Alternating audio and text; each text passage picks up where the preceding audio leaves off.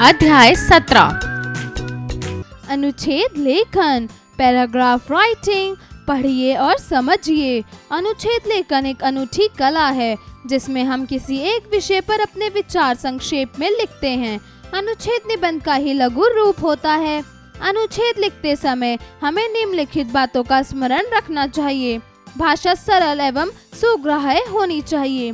अनुच्छेद में शब्दों की संख्या लगभग 120 से 140 शब्दों तक होनी चाहिए। अनुच्छेद छोटा किंतु भाव की दृष्टि से पूर्ण होना चाहिए, जिसमें वाक्य छोटे और सार्थक सरल शब्दों का प्रयोग करना चाहिए। आवश्यकता अनुसार मुहावरों और सूक्तियों आदि का प्रयोग करना।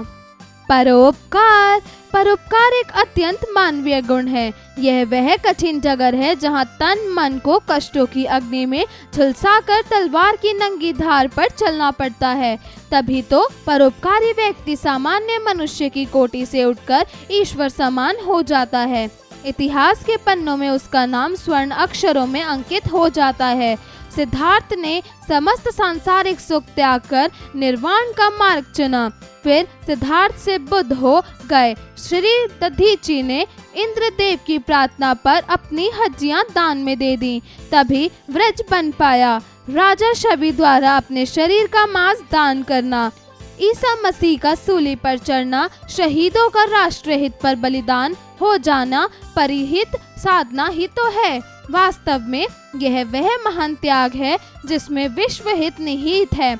यही मोक्ष का द्वार भी खोलता है। अध्यापन संकेत। शिक्षक शिक्षिका कक्षा में बच्चों को अनुच्छेद लेखन की विधियों का अभ्यास कराएं। दूसरा, पानी बचाओ जीवन बचाओ। पानी हमारे जीवित रहने के लिए आवश्यक है, हमारे जीवन का महत्वपूर्ण अंग है। पानी का उपयोग प्रतिपल किसी न किसी रूप में किया जाता है। पानी सुबह से लेकर रात्रि तक प्रयोग किया जाता है। यहाँ तक कि हमारे तन का भी 65% भाग जल ही बनाता है। इस दृष्टि से जल को जीवन का पर्याय कहा जाए तो अतिशयोक्ति न होगी। तीसरा, बस अड्डे का दृश्य। बस अड्डे का नाम ध्यान आते ही आंखों के सामने एक अनोखा दृश्य उभर कर सामने आता है।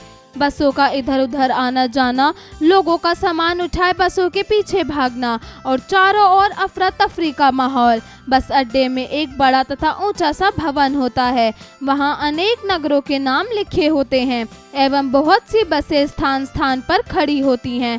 प्लेटफॉर्म पर बैठने का स्थान होता है। सभी यात्री वहां बैठकर बस का इंतजार करते हैं। प्लेटफॉर्म पर चाय के स्टॉल, अखबारों और पुस्तकों की दुकानें, पूछताछ के लिए कार्यालय होते हैं। प्रत्येक बस अपने निश्चित स्थान पर खड़ी होती है। बस अड्डे पर प्रातः 10 बजे तक बहुत चहल पहल रहती है, क्योंकि लोगों को सुबह के समय स्कूल, कॉलेज तथा नौकरी पर जाना होता है। दोपहर के समय यहाँ थोड़ी शांति रहती है, परंतु शाम को फिर से यात्रियों की वापसी का जमघट लग जाता है। जो ही कोई बस यहाँ पर आती है तो बस से उतरने वाले को नीचे उतरने की शीघ्रता होती है और बस से जाने वालों को बस में चढ़ने की शीघ्रता होती है। दोनों में धक्का मुक्की हो जाती है। इसी भीड़ भाड़ में वस्तुएं बेचने वालों को भी जल्दी होती है अपनी चीजें बेचने की। इस तरह उस समय अफरा तफरी और व्यस्तता का माहौल बन जाता है। जो ही यात्री बस से उतरते हैं उन्हें रिक्शे वाले तथा टैक्सी वाले घेर लेते हैं और शुरू हो जाती है सौदेबाजी। इस प्रकार बस अड्डे का दृश्य लोगों को एक अस्त व्यस्त मेला सा लगता है। अभ्यास कार्य। प्रश्न 1, नीचे लिखे गए विषयों पर अनुच्छेद लिखिए। क, मेरी प्रिय ऋतु त्योहार। ख, जब मैं पहली बार पूरा दिन घर में अकेला रहा, जब मैंने पहली बार स्टेज पर गाना गाया। प्रश्न 2, दिए गए प्रश्नों के उत्तर लिखिए। क, अनुच्छेद लेखन से आप क्या समझते हो? ख, अनुच्छेद लेखन के समय किन बातों का ध्यान रखना चाहिए?